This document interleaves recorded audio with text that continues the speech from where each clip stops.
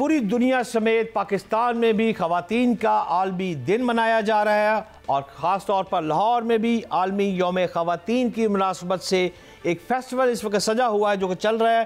पंजाब की जो वज़ीर है इत्तलात की उस्मा बुखारी साहब और दूसरी ख़वातीन जो मुख्तलिफ मकतबा फ़िक्र से तल्लक रखती है वो भी इसमें शरीक कर रही है। लेकिन इस वक्त स्टूडियो में मैं इंतहाई काबिल एहतराम दो ख़वातीन मेरे साथ डॉक्टर नबीहा जो क्लिनिकल साइकोलॉजिस्ट है, माहिर नफ्सियात, ये सारे कामों पर मुकम्मल अबूर रखती हैं, इस वक्त यहाँ पर मौजूद हैं। और उनके साथ साथ इंतहाई काबिल एहतराम डॉक्टर हुमैरा तारिक साहिबा जो कि जमात इस्लामी वुमेन विंग की प्रेसिडेंट भी है।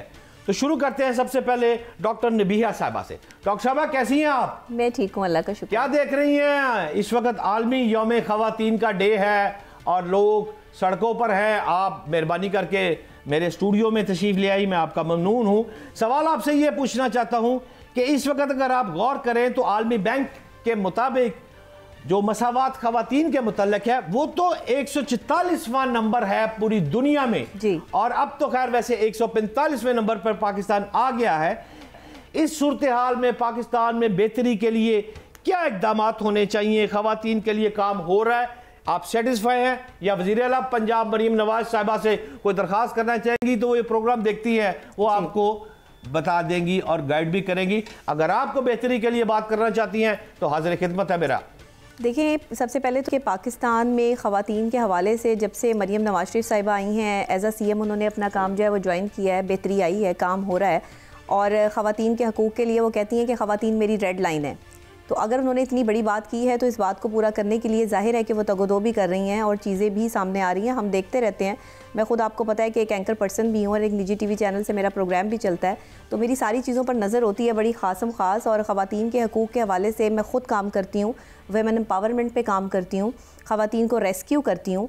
और जो हमारे यहाँ तशद्दुद सह रही हैं ख़वातीन ज़हनी और जिस्मानी तौर पे, मैं समझती हूँ कि साइकोलॉजिकली काम होने का बहुत यहाँ पर जो है वो फुकदान है। साइकोलॉजिकली ख़वातीन के लिए कोई ख़ास काम नहीं हुआ और वो होना चाहिए पाकिस्तान में, क्योंकि पाकिस्तान में आप जब एक ख़ातून के हकूक़ की बात करते हैं तो एक ख़ातून को ये पता ही नहीं है कि अगर वो घर में रहती है तो उसका क्या हक़ है, अगर वो बाहर निकलती है तो उसका क्या हकूक़ है।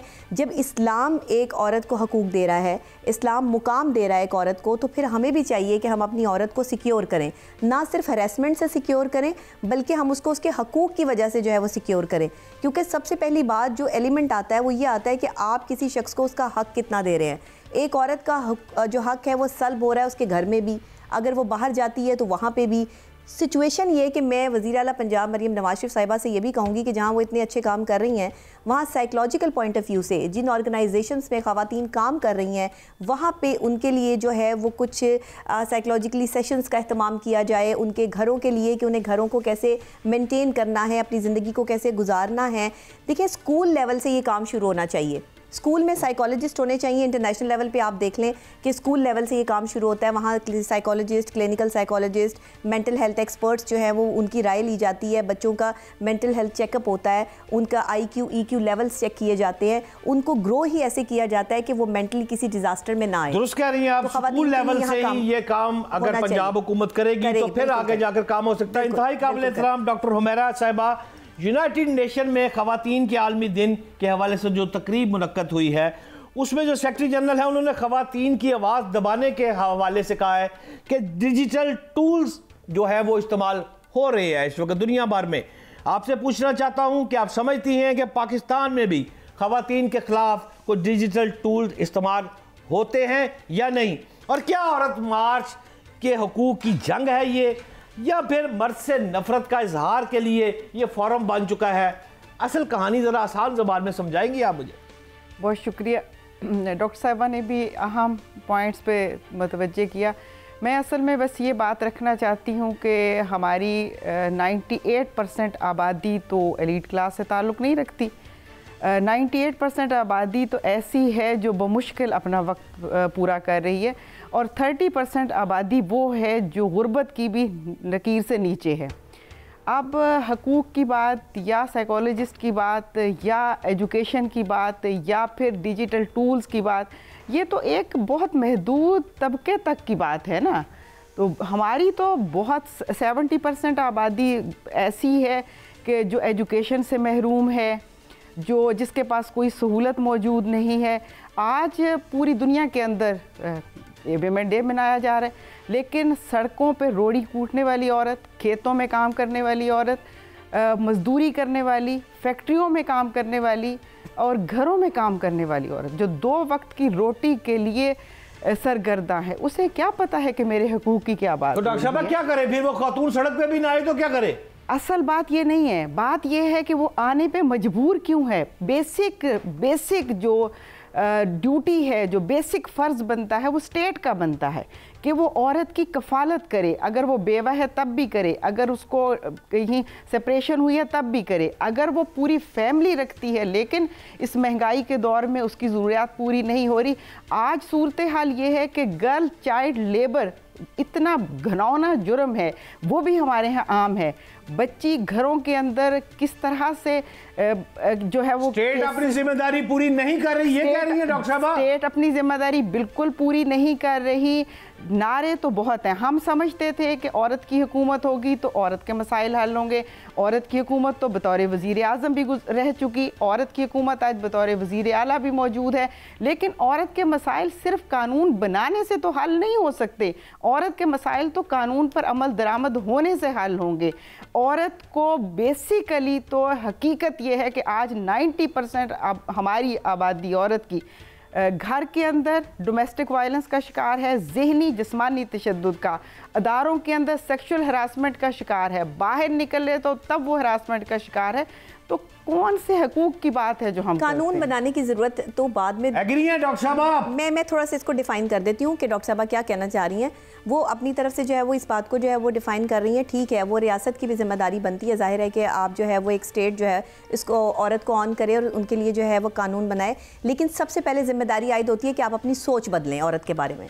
क्या सोच बदलें? क्या सोच चल रही है इस वक्त? सोच बदलें। सबसे पहले आपके घर से औरत को इज्जत जो है वो स्टार्ट होती है। आपका बाप, भाई, बेटा, आपके घर का मर्द जो है वो सिक्योर करता है एक औरत को। जहाँ पर मर्द सिक्योर नहीं करता औरत को, वहाँ पे इनसिक्योर औरत बाहर निकल के भी हरासमेंट का शिकार है। जिनके मर्द उनके पीछे हैं, आप मेरे से शर्त लगा लें, जिनका बाप, भाई, शौहर, बेटा उनके साथ खड़ा हुआ है, उन्हें कोई बाहर हरासमेंट का शिकार नहीं कर रहा। और अगर वो हो भी रही हैं तो उनके पीछे जो है वो हाथ है, उन्हें पता है कि उन्हें कैसे सिक्योर होना है। तो रियासत की जिम्मेदारी बाद में आती है, पहले जिम्मेदारी आती है आपके घर के मर्दों की कि वो कितने बाज़मीर लोग हैं और कितना ज़मीर उनका जो है वो जागा हुआ है। पाकिस्तान के, मैं कहती हूँ कि अगर 50% मर्द जो है ना वो अपने ज़मीर के हिसाब से काम करें ना, तो मर्द, ये जो औरत है ना जो बाहर हैरेसमेंट का शिकार हो रही है, जिसके लिए कानून बनाए जा रहे हैं, तो ये कानून ना बने। मर्द जो है 50% ये बात की है, आप एग्री हैं? ये क्या कह रही है? अच्छा, पहली बिल्कुल ये एक लिहाज से तो ठीक है, लेकिन बात ये है कि मर्द की तरबियत कौन करेगा, मर्द की ट्रेनिंग कौन करेगा? वो भी औरत करेगी। क्या मीडिया नहीं करेगा? मीडिया को कौन चलाएगा? स्टेट नहीं चलाएगी। असल बात तो ये है कि आपकी ऊपर से कहाँ से पॉलिसी बनती है। एजुकेशन की पॉलिसी कौन बनाता है? मीडिया की पॉलिसी कौन बनाता है? ये तो स्टेट बनाती है ना। अब आप चलें, इस वक्त को छोड़ें, अरब का मुआशरा क्या था, औरत के हालात किस कदर बुरे थे, तो किसने बदला?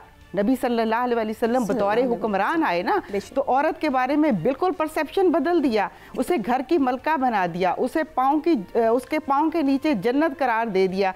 अच्छा, इसके थोड़ा सा और आगे चलें, अगर थोड़े से हालात बदले तो हज़रत उमर बिन अब्दुल अजीज़ रहमतुल्लाह अलैह ने किस तरह से निज़ाम बदल दी।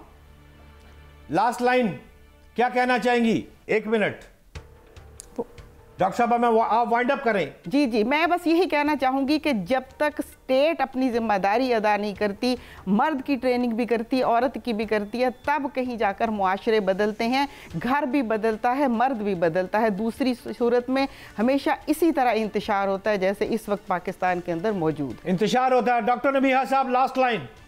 मैं ये समझती हूँ कि इंतशार हमारे अंदर ही है। सोच हमारी जब तक तब्दील नहीं होगी, हम अपनी सोच को पॉजिटिव नहीं करेंगे। औरत को इज़्ज़त इस्लाम ने दी है। सबसे पहले इस्लाम को पढ़ लें, पहले कुरान पाक को अपने बच्चों को और बच्चियों को तर्जुमे से पढ़ाएं, आपको अंदाज़ा हो जाएगा कि एक औरत का मुकाम क्या है। एक माँ को समझाना है कि जो बेटी घर में आ रही है, उस जो बहू आ रही है, उसकी इज़्ज़त क्या है।